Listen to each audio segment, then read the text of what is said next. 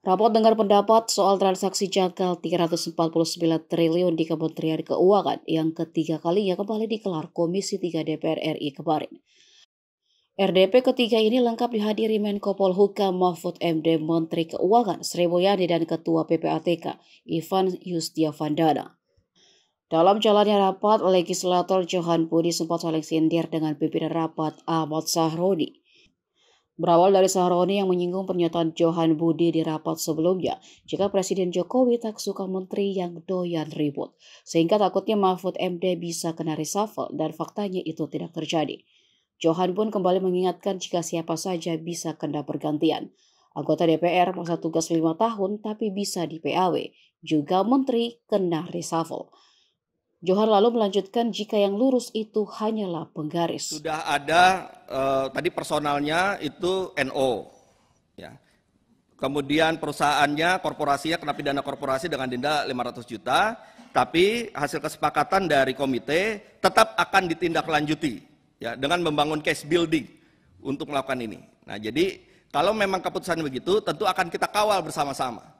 Ya, kita pastikan apakah ada permainan dalam prosesnya, ataukah nanti temuannya ternyata normal, wajar, itu harus kita terima apapun fakta dari apa yang nanti akan dilakukan komite. Tapi yang jelas kita akan kawal untuk itu bisa terus berlanjut. Nah, yang terakhir terkait dengan pelajaran dari ini semua. Ya. Kemarin kita mengundang Kepala PPATK periode berapa ya, Pak Yunus Hussein, ya. Kita meminta pandangan beliau. Nah, salah satu hal yang menarik yang untuk jadi perbaikan kita ke depan, beliau menyampaikan bahwa cara kerja PPATK itu seperti kalau di sepak bola, ini kan Prof Mahfud nih penggemar sepak bola. Jadi seperti libero, seperti gelandang, ya. Dia mengoper bola.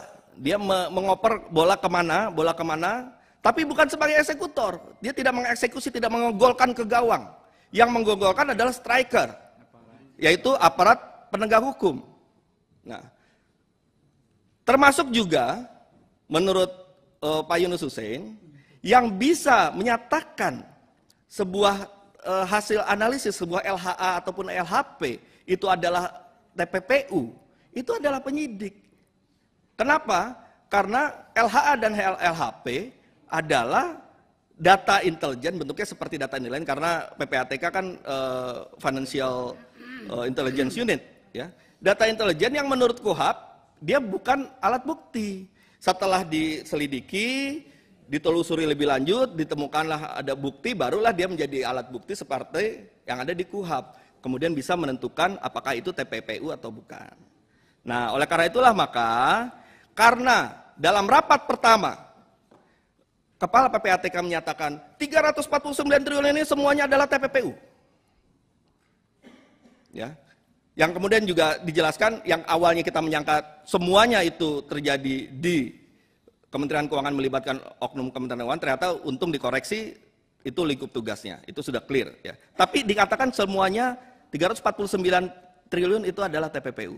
Nah, apabila setelah kita mendengarkan keterangan dari Ibu Sri Mulyani, mendapatkan penjelasan, mendapatkan verifikasi, mendapatkan keterangan bahwa ada tindak lanjut, ya, mudah-mudahan kita berbesar hati juga ketika ada sebuah informasi-informasi yang setelah diupdate ternyata keliru. Dalam kesempatan ini ada baiknya kemudian kita juga bisa mengkoreksi. Kalau kita bertahan pada keterangan yang ternyata sudah terupdate setelah hasil verifikasi, itu kan nanti menyesatkan publik. Publik punya hak untuk tahu. Itu adalah hak konstitusional publik untuk tahu apa yang sebenarnya terjadi. Apakah 349T seluruhnya adalah TPPU? Apakah 349T ini adalah yang akan kita kejar untuk recovery? Ataukah sebenarnya sudah kita bisa pilah lagi datanya sehingga kita punya angka final, ya, untuk menentukan ini semua. Nah, oleh karena itu saya mohon terakhir kalinya ini, mohon 349T ini kita pastikan berapa angka final yang belum diproses ataupun yang masih kita akan kejar sebagai pengawalan untuk kita semua. Dan saya berharap nanti kita semua kita bisa mendorong dan mengawal ini dalam bentuk pansus. Ya, kalau ada pansus nanti antara komite dengan Menteri Keuangan dengan PPATK bisa kita bantu, kita kawal ya untuk membongkar ini semua, karena memang tujuan kita ingin membongkar semua. Mudah-mudahan hak angket untuk membentuk pansus ini bisa disetujui oleh kawan-kawan semua. Terima kasih pimpinan. Billahi taufiq wal hidayah. Wassalamualaikum warahmatullahi wabarakatuh. Terima kasih Pak Tobas, terlalu detil Pak, tapi bagus juga. Karena tadi Pak Tobas mengatakan ada yang akan tindak lanjuti terkait dengan data dukung. Silakan Pak Suding.